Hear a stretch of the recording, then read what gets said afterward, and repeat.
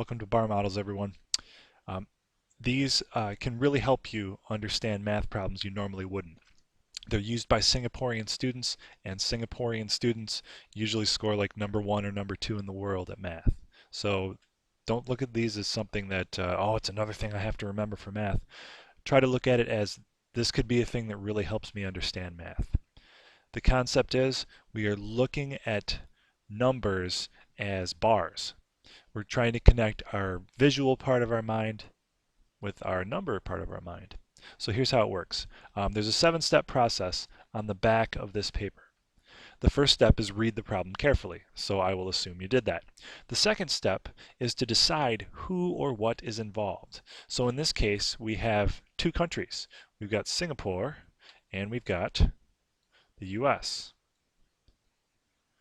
So the step after that is to draw bars of equal length. Now that is key because the equal length means that they are the same numbers. Now I tried to draw that equal length. We're going to assume that's equal length. These numbers are the same. We don't know what they are yet, but they are the same. Now we can use the information that we have in the problem to figure out the problem. Added together, these percentages equal 55. The way that's modeled is this little symbol, and that means altogether these give you 55. The score for Singapore students and the score for US students added together will give me 55. The other piece of information that I'm given is that Singapore students score 41 points higher than US students. Now here's where I am building this model. I am adding what I know about the Singapore students to what I already have, those two bars that I created, which were equal. So this part of this model is 41. This part of the bar represents 41. We don't know what this part or this part represent. All we know is that they are definitely equal. So we've got some number in 41 plus that same mystery number gives me 55. The way to figure that out is you subtract 41 from the total. Let's take that part of the Singapore score out of the total, so we get 14. That means that these two numbers that we don't know yet, they're the same. They have to add up to 14. So what we can do is take 14, divide it into two equal groups. 14 divided by 2 is 7. So that means the Singapore students score 41 plus 7. Their score is 48. And the US students, we can see their score is 7. So 7 plus 48 is 55.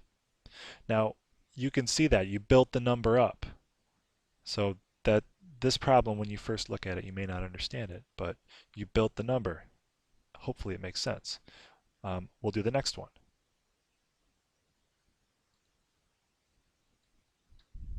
Step 1, decide who is involved, who or what. We've got 3 countries, Singapore, US, and South Korea, so I'm just going to abbreviate Singapore, US, and South Korea, SK.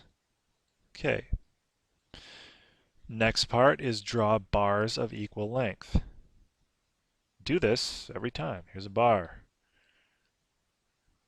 Try to draw another bar the exact same length. And a third bar, since there's 3 players involved here, a third bar of equal length. Now I don't know what those bars represent yet. I don't know what number they are. I just know that they're all equal. Next, I'm going to start with the altogether. Altogether, the scores totaled 1,733. Altogether, so when I add them, my total is 1,733. Now I can use information in the problem itself. to build these numbers so I can see what they look like and then understand the problem. So first of all, it says Singapore was 102 points higher than US students. Well, this bar here is US students, so Singapore has another bar added to it that is 102 that represents 102. 102. Next, I read that Singapore was 102 points higher than US students, but 2 points lower than South Korean students. That means South Korean students are also 102 points higher than United States students, and even 2 points higher than the South Korean students. So I'm just going to write that in here, 102 and 2. South Korea is 2 points higher. If Singapore is 2 points lower than South Korea, that means South Korea is 2 points higher. So I don't know what these are yet. All I know is that they are equal. So the way I can find out is very similar to the last problem. I just subtract these numbers out of the total and then divide by 3. So you can take 102 plus 102, that's 204, plus another 2, that's 206. I can subtract 206, and I will get 1,527. If I divide that into 3 equal groups, I'll know that each group has 509. So the US score will be 509. The Singapore score will be 102 more than that, so it will be 611. And the South Korea score will be 2 more than the Singapore score, so that'll be 613.